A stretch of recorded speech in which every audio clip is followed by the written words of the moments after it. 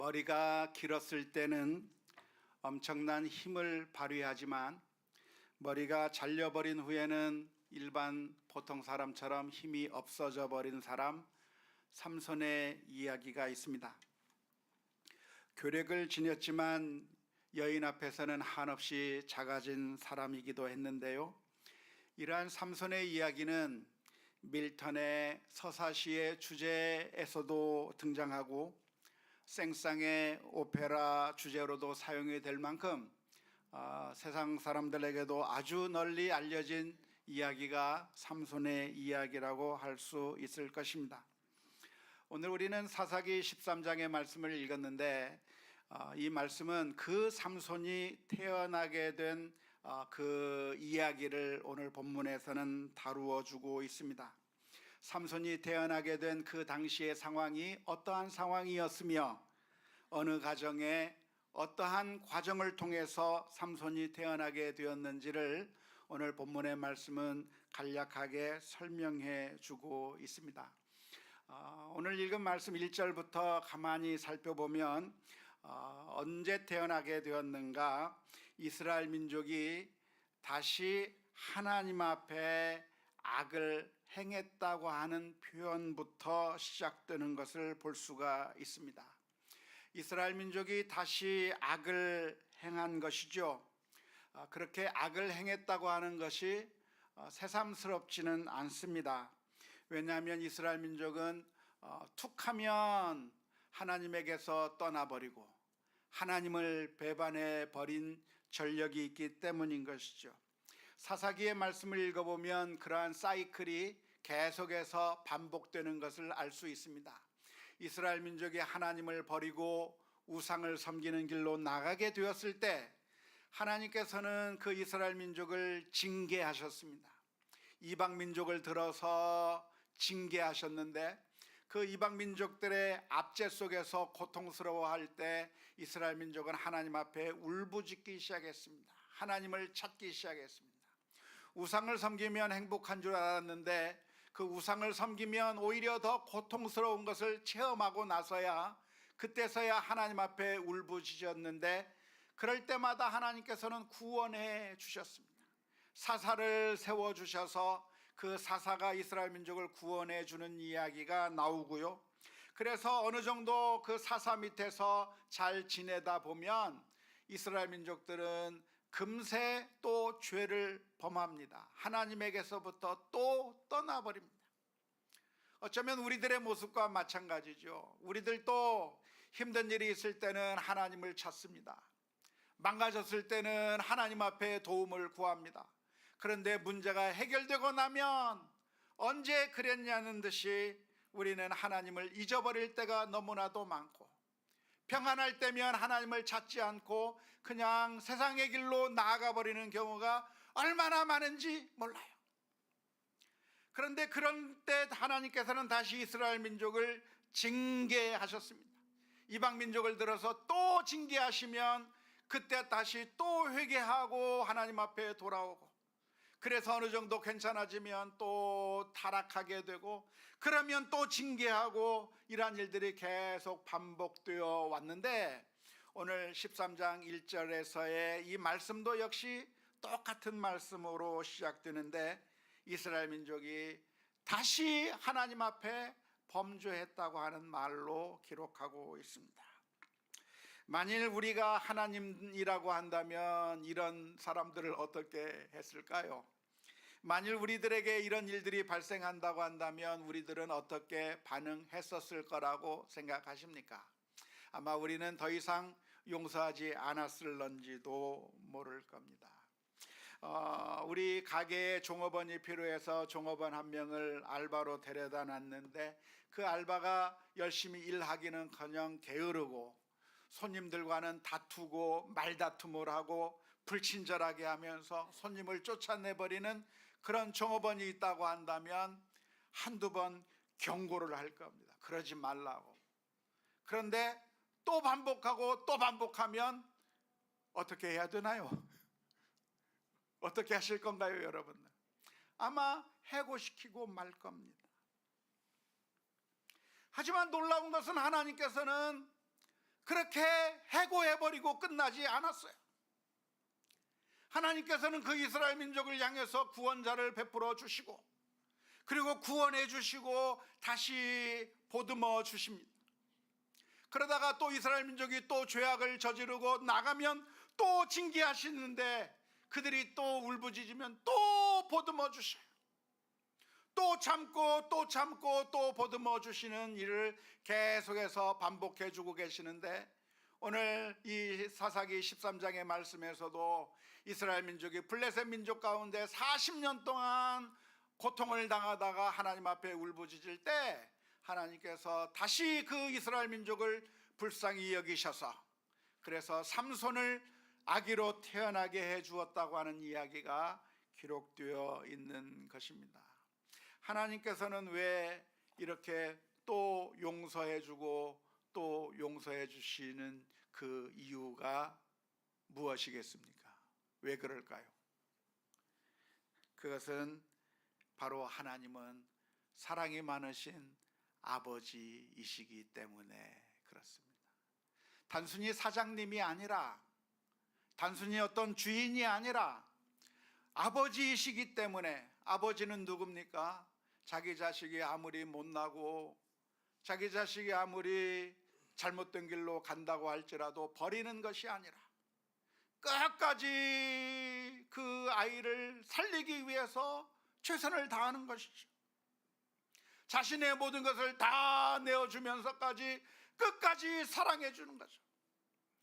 하나님은 어떤 하나님이신가? 바로 우리의 아버지와 같은 하나님이시기 때문에, 그래서 그 우리들을 죄악 가운데 간다고 할지라도 또 회복시키길 원하시고 또 구원해 주시는 그런 사랑이 많으신 아버지 하나님이신 줄로 믿습니다. 시편 145편 8절 말씀에 보면 여호와는 어떤 분이십니까?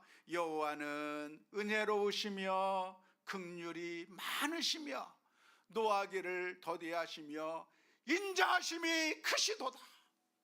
인자하심이 커서 그 어떠한 상황에 있다고 할지라도 다시 한번 기회를 주시고 은혜를 베풀어 주시는 하나님이신 것입니다.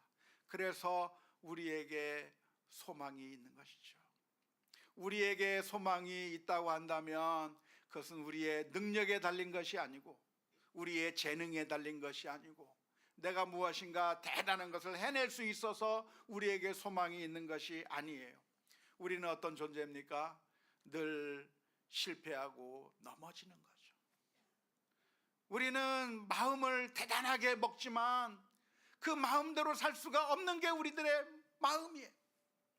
실패하고 나서 그 실패를 지나간 뒤에는 이제는 내가 실패하지 않겠다고 다짐하는데 다짐뿐이에요. 그 다음에 또 넘어지는 게 우리들의 모습인 거죠.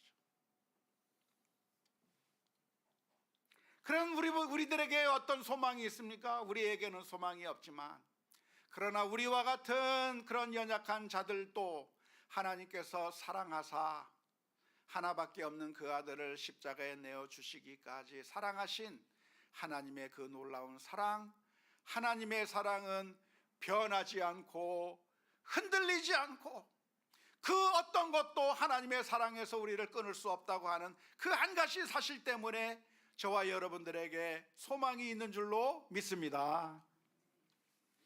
그 사랑이 많으신 하나님께서 이스라엘 민족이 범죄하고 타락했지만 다시 이스라엘 민족을 구원하시기 위하여 한 아이 삼손을 준비해 주신 과정이 오늘 본문에 기록되어 있습니다.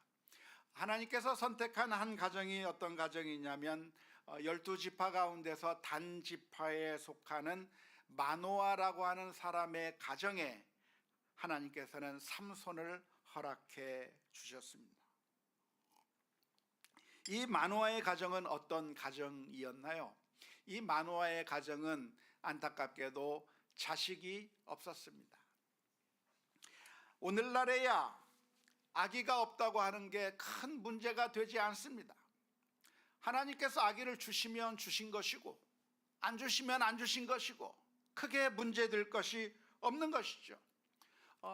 필요하다면 또 마음이 있다고 한다면 입양할 수도 있고, 입양을 할 수 없다고 한다면 그냥 부부끼리 행복하게 잘 살아도 됩니다. 제가 아는 목사님 가정들 가운데 미국에서 교제했던 목사님들 중에 아이가 없는 가정이 있는 목사님들이 있었습니다. 어떤 가정은 결혼하고 한 십몇 년 지나서 겨우 아기를 가진 가정도 있고, 그런데 어떤 필라델피아에 있는 저보다 좀 연배가 많으신 목사님은 아이가 없어요. 그래서 아이가 없어서 그냥 두 분이서 살아가고 있는데 그래도 행복하게 잘 살아가면서 또 사명을 잘 감당해 나가면서 살고 있는 그런 목사님이 계셨어요. 또 워싱턴에도 제 후배 목사님이 계신데 그 목사님도 정말 큰 교회를 하시는 목사님인데 그분에게도 아이가 없었어요. 지금도 아이가 없고 계속해서 그렇게 살고 있지만, 그러나 정말 하나님께서 주신 사명을 가지고 기쁨으로 잘 사역하고 있는 것을 볼 수가 있는 겁니다. 그렇지만 지금은 별 문제가 될 것이 아니지만, 지금으로부터 수천 년 전에는 이스라엘 민족 가운데는 그렇지 않았었던 시기였습니다. 아이가 없다고 하는 것은 무엇인가 문제가 있어 보이고 하나님으로부터 축복을 받지 못한 것인가 의심할 수밖에 없었던 그런 상황 가운데서 많은 사람들이 색안경을 끼고 바라보는 그러한 상황 가운데서는 정말 힘들고 어렵게 살아가야만 했던 가정이 바로 마노아의 가정이라고 할 수 있을 것입니다. 그런데 하나님께서 그 가정 가운데 아이를 하나 주신 것이죠. 그런데 이 가정의 상태가 어떤 상태인가? 마치 이스라엘의 상태와 똑같아 보여요. 이스라엘의 현재 상태는 어떤 상태입니까? 이스라엘 민족이 블레셋 민족에 의해서 압제를 당해서 고통 가운데 살아가고 있는 것과 똑같이 지금 이 마노아의 가정도 정말 힘들고 어렵게 살아가고 있는 그 가정 가운데 하나님께서 아기를 주셔서 기쁨을 얻게 하신 것을 통해 이스라엘 민족에게도 구원의 기쁨을 주시려고 하는 하나님의 계획 가운데 그 가정을 선택해 주셔서 삼손을 내어 주신 것이죠. 어느 날 갑자기 그 소망이 없어 보였던 마노아의 가정에 천사가 나타나서 놀라운 기쁨의 소식을 전해주면서, 그러니까 아이를 낳게 될 거라고 하면서 이 아이를 얻기 위해서는 어떻게 해라? 몇 가지 특별한 지시한 내용이 있습니다. 첫 번째는 무엇이냐면 포도주와 독주를 마시지 마라 말씀해 주셨고, 두 번째는 부정한 것을 먹지 말라고 했습니다. 하나님께서 주신 그 특별한 학이 하나님에게 바쳐져서 엄청난 사명을 이루어야 될 그 아이를 얻기 위해서 이러한 명령을 주셨던 건데요. 부정한 것을 먹지 말라고 하는 것은 뭘 먹지 말라고 하는 거죠? 구약 성경에 보면 여러 가지 동물들을 부정한 것과 정한 것으로 나누어 놓고 있는데, 돼지라든가 이런 것처럼 부정하다고 하나님께서 판단하신 것들, 또 비늘이 없는 장어와 같은 물고기처럼 그러한 것들은 부정하다고 판단하고 있는데, 그러한 것들을 먹지 말고 그 하나님 앞에 정결한 거룩한 삶을 살라고 말씀해 주신 것이죠. 물론 그 당시 사람들은 다 이런 법칙을 지키고 있었지만, 특별히 아이를 임신하는 가운데 이러한 하나님의 말씀을 잘 지키면서 거룩하게 자신의 삶을 유지하라고 하는 그런 의미에서 마노아의 아내에게, 그리고 삼손의 어머니가 될 여인에게 이 명령을 해 주신 것입니다. 그리고 만일 아이가 태어나면 그 아이는 어떻게 기를 것인가? 아이가 태어나게 되면 나실인으로 기르라고 명령해 주셨습니다. 머리를 깎지도 말고 포도주와 독주를 먹지 말게 하라고 그렇게 말씀하신 것인데요. 나실인이라고 하는 것은 오늘날에는 그런 일을 하지 않습니다만은, 옛날 구약시대 때 사람들이 살아가다가 내가 하나님 앞에 좀 더 경건한 삶을 살기를 원한다고 하면 그 기간 동안에 나실인의 서원을 하고 여러 가지 금기사항들을 지켜나가는 일들을 했던 적이 있었습니다. 그 나시린의 규례가 민수기 6장 2절에서부터 7절 말씀 가운데 기록되어 있는데요. 보면 이렇게 기록되어 있습니다. 이스라엘 자손에게 전하여 그들에게 이르라. 남자나 여자가 특별한 서원 곧 나실인의 서원을 하고 자기 몸을 구별하여 여호와께 드리려고 하면 포도주와 독주를 멀리하며 포도주로 된 초나 독주로 된 초를 마시지 말며 포도즙도 마시지 말며 생포도나 건포도도 먹지 말지니 자기 몸을 구별하는 모든 날 동에는 포도나무에 솟아는 씨나 껍질이라도 먹지 말지며 그 서원을 하고 구별하는 모든 날 동안은 삭도를 절대로 그의 머리에 대지 말 것이라. 자기 몸을 구별하여 여호와께 드리는 날이 차기까지 그는 거룩한즉 그의 머리털을 길게 자라게 할 것이며 자기 몸을 구별하여 여호와께 드리는 모든 날 동안은 시체를 가까이 하지 말 것이요 그의 부모 형제 자매가 죽은 때라도 그로 말미암아 몸을 더럽히지 말 것이니 이는 자기의 몸을 구별하여 하나님께 드리는 표가 그의 머리에 있음이라 라고 말씀해 주셨습니다. 그러니까 나시린으로 서원을 하게 되면 무엇을 해야 되는가? 음식을 아무거나 먹지 말라는 겁니다.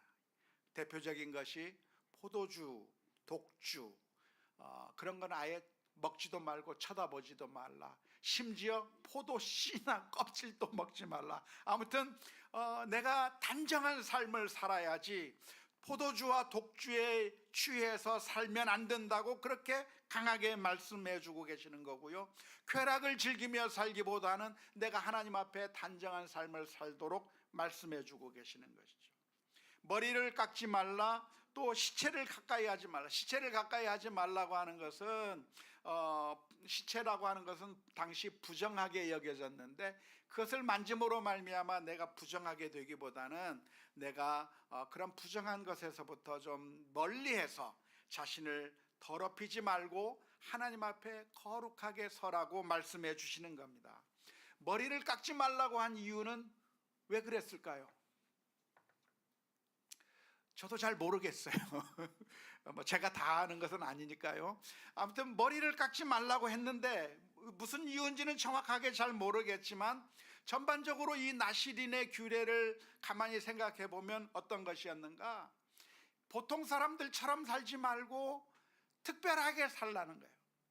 보통 사람들처럼 아무렇게나 살지 말고 하나님께 바쳐진 자로서의 모습을 드러내면서 살라고 하는 것이 나시린의 규례인 것이죠.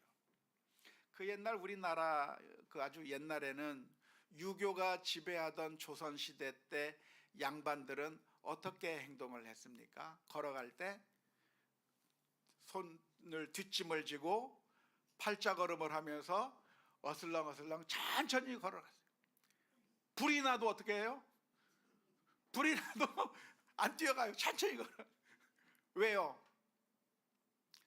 싼 것들하고는 우리는 다르다라고 하는 것을 보여주기 위한 거죠.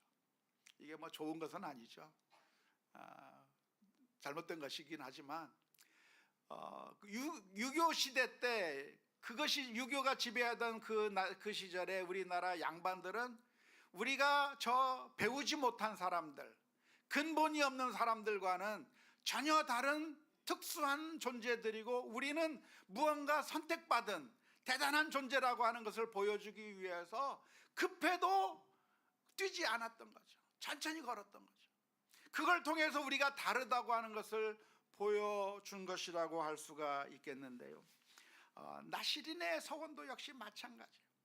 많은 사람들이 술을 즐기면서 흥청망청거리고 있을 때 나는 하나님 앞에 단정하게 서겠다라고 하는 것을 보여주는 것이고, 다른 사람들이 시체를 만질 때 나는 그것을 멀리하면서 내 몸은 하나님께 바쳐진 몸이라고 하는 그런 의식으로, 다른 사람들은 머리를 막 잘라버리고 마음대로 멋을 내고 있을 때 나는 하나님께 바쳐진 사람이라고 하는 그런 의식을 가지고 살았던 것인데, 다시 한마디로 이야기하자면 하나님께 구별된 거룩한 삶을 살아라라고 하는 그런 의미라고 할 수가 있겠습니다.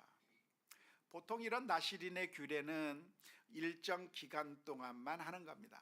그래서 신앙생활 하다가 내가 하나님 앞에 특별히 나 자신을 드리고 싶은 기간을 정해놓고, 하나님 내가 이때부터 이때까지 며칠 동안은 나시린처럼 살겠습니다 하면서 나시린의 규례를 행하고, 그 기간이 지나면 머리도 깎고 아무튼 그때부터는 해제가 되는 단기간에 실천하는 것이 나시린의 규례였었는데, 삼손에게는 뭘 말씀하시냐면, 삼손은 평생 나시린으로 살아라, 평생 머리도 깎지 말고 평생 하나님께 바쳐져서 하나님께 바쳐진 삶을 살고, 하나님께서 원하시는 그 일을 하고 하나님께서 시키는 그 구원의 일을 이루라고 말씀하신 것이 오늘 본문의 말씀인 것입니다. 그래서 삼손은 하나님에게 선택이 되고 구별된 삶을 살아서 결국 이스라엘 민족을 구원하는 구원자의 역할을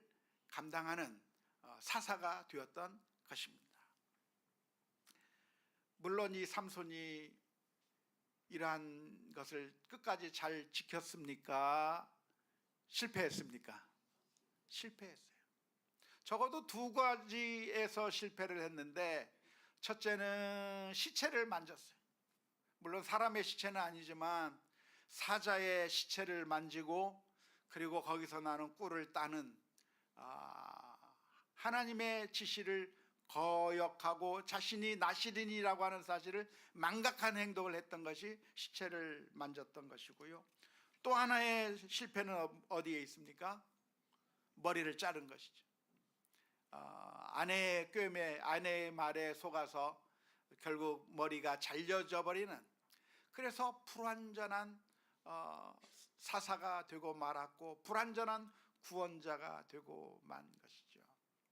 이 삼손의 모습을 보면서 이 세상에는 제대로 된 구원자가 없다고 하는 사실을 실감하게 됩니다.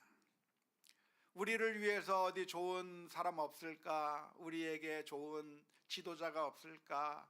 많은 사람들이 갈망을 하고 있는데, 삼손이 나타나서 이스라엘 민족을 구원해주고 블레셋의 압제에서부터 건져내고 블레셋을 박살내고 하는 그런 모습을 보면서, 야, 정말 삼손이 우리들의 구원자일까 했는데, 삼손은 그런 구원자의 모습에서 한참 모자란 사람이 될 수밖에 없었던 것입니다. 그러면서 우리 구약 성도들의 마음 가운데 어떠한 갈망을 보여줬냐면, 우리를 위한 진정한 구원자가 오기를 갈망하게 만든 것입니다. 그게 누굽니까? 예수 그리스도께서 오신 것이죠. 우리 주님께서는 하나님의 나시린으로 이 세상에 오셔서 더러운 일을 행하지 아니하고 이 세상과는 다른 거룩한 삶을 사시며 하나님의 말씀에 순종하고, 하나님께서 가라고 하면 가고 하나님의 말씀에 순종하면 순종하면서 끝까지 순종의 길을 가게 되었는데, 특별히 십자가에 못 박혀 죽으라고 하는 그 말씀에까지 전적으로 온전히 순종하시면서 십자가 위에서 우리를 위해서 다 내어주심으로 말미암아 결국 우리를 죄와 사망의 법에서부터 구원해 주신 참된 구원자가 되신 줄로 믿습니다. 그래서 이 삼손은 너무나도 나약한 구원자이기는 했는데, 사실 이 말씀은 삼손에게만 주어진 말씀이라기보다는 오늘날 21세기에 이 말씀을 읽는 저와 여러분들도 함께 묵상하며 생각해 보아야 될 그런 말씀일 거라고 생각을 합니다. 왜냐하면 하나님께서 선택한 사람은 삼손만이 아니라 사실 우리 모두가 다 하나님께서 특별한 계획 가운데 이 세상을 보내시고 우리를 이곳까지 인도해 주신 줄로 믿습니다. 우리가 태어난 것은 어쩌다 보니까 그냥 우연히 이 세상에 태어나게 된 것이 아니라 하나님께서 사랑하시고 하나님께서 우리를 계획하시는 가운데 특별하게 이 가정에 보내주신 거예요. 특별하게 하나님께서 수많은 사람들보다 바로 나를 선택해서 이 가정에, 이 환경 가운데 보내주신 것이죠. 그 옛날 삼손이라고 하는 사람을 이스라엘 민족 가운데 태어나게 해주셨던 것과 마찬가지로 오늘 저와 여러분들을 하나님께서는 이 세상에 보내어 주셨는데, 물론 그 사명의 크기와 현장은 다 다릅니다. 삼손은 이스라엘 민족 전체를 구원하라고 하는 그런 사명을 가지고 이 세상에 태어나게 되었지만, 우리가 태어난 그 영역은 어느 곳입니까? 사람들마다 다 다른 것이죠. 가장 작게는 우리의 가정 가운데 하나님께서 보내어 주신 것이죠. 우리가 일하는 일터로 우리를 보내어 주신 것이죠. 우리가 교회로 보내어 주신 것이고, 우리의 사명의 현장으로 보내어 주신 것이고, 우리가 활동하는 그 모든 분야가 사실은 하나님께서 우리로 하여금 사역하라고 하시고 구원의 역할을 감당하라고 하는 그런 사명을 가지고 우리 모두를 보내주셨다고 하는 사실을 믿을 수 있기를 주님의 이름으로 축원합니다. 그 옛날 이스라엘 민족이 블레셋 민족의 압제 밑에서 고통을 당했던 것과 마찬가지로 지금 우리 주변에 있는 수많은 사람들이 죄의 압제 가운데 신음하고 있는 것이죠. 이 세상의 우상의 압제 밑에서, 탐욕의 그 그늘 가운데서, 여러 가지 잘못된 욕망의 그 피해 가운데서 우리 모두가 다 고통스럽게 살아가고 있는데, 그러한 현장 가운데 있는 우리를 보내주신 이유가 있다고 한다면, 우리도 그곳에 가서 삼손이 블레셋에서 이스라엘 민족을 구원해낸 것처럼 우리도 그곳에서 우리 아이들을 살려내고, 우리 주변에 있는 사람들을 살려내고, 우리가 맡고 있는 우리 아이들을 살려내고, 우리가 만나는 사람들마다 우리가 처한 곳에서 다 하나님의 구원자의 역할을 감당하라고 저와 여러분들을 불러주신 줄로 믿습니다. 이러한 사명이 누구에게 있는가? 목회자들에게만 있는 것이 아니고, 사실은 교사들에게만 있는 것이 아니고 우리 모두에게 있는 것이죠. 그래서 성경을 읽은 종교개혁자들은 만인 제사장이라고 그랬어요. 옛날에는 성직자들만 하나님의 특별한 사명을 받은 줄 알고 그렇게 신앙생활을 했는데, 종교개혁을 했던 그 선배들이 성경 말씀을 진지하게 연구하면서 내린 결론이 무엇이냐면, 성직자들만 제사장이 아니라 우리 모두가 다 제사장이다, 만인 제사장이라고 하는 결론에 내리게 된 것이죠. 이 만인 제사장의 의미가 무엇이냐면, 아무나 성직의 일을 감당해도 된다, 설교를 해도 된다, 그런 의미가 아니라 누구든지 하나님 앞에 직접 나갈 수 있다는 거예요. 굳이 성직자를 통하지 않아도 내가 직접 하나님 앞에 나갈 수 있다고 하는 것이 만인 제사장의 의미이고, 또 하나의 의미는 무엇이냐면, 우리가 일하는 그곳이 세속적인 곳이 아니라 하나님께서 우리로 하여금 그곳에서 사명을 가지고 일을 하라고 만들어주신 사명의 현장이고, 우리가 그 사명의 현장 가운데 성직자로 부름을 받았다는 거예요. 가정에서 우리가 하나님의 성직자로서 사명을 감당하고, 직장에서 우리가 하나님의 성직자로서 사명을 감당하고, 우리가 가는 그 모든 것들이 다 우리의 사명의 현장이라고 하는 사실을 발견했던 것입니다. 우리나라 한국 드라마에 보면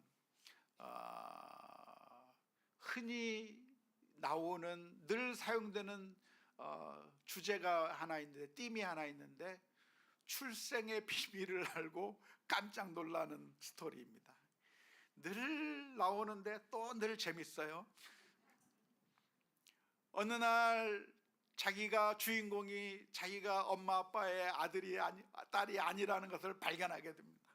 지금까지 내가 엄마 아빠의 아들, 딸인 줄 알았는데 알고 보니까 엉뚱한 사람의 아들, 딸이에요. 그걸 받고 충격을 받고 막 그런 드라마가 많이 나오는데, 오늘 저는 여러분들에게 여러분들의 출생의 비밀을 알려드리겠습니다. 여러분의 출생의 비밀이 뭡니까? 우리는 하나님의 자녀예요. 우리는 하나님의 자녀예요. 하나님께서 특별한 계획을 가지고 이 세상에 보내주신 하나님의 백성이에요. 우리가 그냥 힘없이 실패하며 고통스럽게 살아가면서 내 인생이 왜 이 모양이 이 꼴인가? 나는 왜 이런 성공이 없는가? 나는 왜 이 일들 실패뿐인가? 내 삶은 왜 이렇게 고통스러운가? 절망하고 살았다고 한다면 하나님께서 여러분들의 부모님이라고 하는 사실을 발견할 수 있기를 바랍니다. 하나님께서 우리를 사랑하사 그 옛날 삼손을 이 가정에 보내주셨던 것처럼 하나님께서 저와 여러분들을 우리의 사명의 현장 가운데 보내주고 계시는 것이죠. 그래서 그 하나님의 사명을 우리가 깨닫고 하나님께서 나를 왜 이곳에 보내주셨는가, 우리의 역할이 있을 그 분야는 다 사람들마다 다 다르지만 사실은 우리가 하나님의 자녀요, 삼손과 같은 사명자요, 우리에게 주어진 그 놀라운 구원의 역할들이 있다고 하는 사실을 기억해야 될 줄로 믿습니다. 베드로전서 2장 9절 말씀에 보면 그러나 너희는 택하신 족속이요 왕같은 제사장들이요 거룩한 나라요 그의 소유가 된 백성이라고 했습니다. 우리는 지나가는 거지가 아니에요. 우리는 그냥 지나가는 아무나가 아니라 하나님의 선택된 자들이요 소유된 백성이요 거룩한 제사장이라고 하는 사실을 기억하면서 우리가 그 옛날 삼손이 이 사명을 가지고 이스라엘 민족을 구원해냈던 것처럼 우리에게 맡겨진 그 분야가 적든 크든 그 분야에서 나실인의 모습을 가지고 살아야 했었던 삼손처럼 거룩한 구별된 삶을 살아가야 될 줄로 믿습니다. 그러니까 이제 우리 머리 안 깎고 지내야 될까요? 그런 의미가 아니라 우리 21세기에 사는 우리는 어떻게 구별된 삶을 살아야 합니까? 로마서 12장 1절 2절 말씀에 이렇게 표현합니다. 그러므로 형제들아 내가 하나님의 모든 자비하심으로 너희를 권하노니 너희 몸을 하나님이 기뻐하시는 거룩한 산 제물로 드리라. 이는 너희가 드릴 영적 예배니라. 너희는 이 세대를 본받지 말고 오직 마음을 새롭게 함으로 변화를 받아 하나님의 선하시고 기뻐하시고 온전하신 뜻이 무엇인지 분별하도록 하라. 그 옛날 삼손을 향해서는 포도주 마시지 말면서 머리 깎지 않으면서 시체 만지지 않으면서 이 세상 사람들과 네가 다르다고 하는 것을 구분하면서 살았던 것을 명령해 주셨는데 오늘날 우리 크리스천들에게는 이 세상 사람들이 사는 방식대로 살지 말고 하나님의 선하시고 온전하시고 기뻐하신 뜻이 무엇인지 분별하면서 하나님의 사랑대로 하나님의 말씀대로 순종하면서 살아가는 가운데 다른 모습을 가지고 살라고 말씀해 주시는 줄로 믿습니다. 그러한 모습을 가지고 우리의 사명의 현장 가운데서 우리에게 주신 그 사명으로 이 세상을 영적으로 구원해내는 그런 구원자의 역할들을 잘 감당할 수 있기를 주님의 이름으로 축원합니다.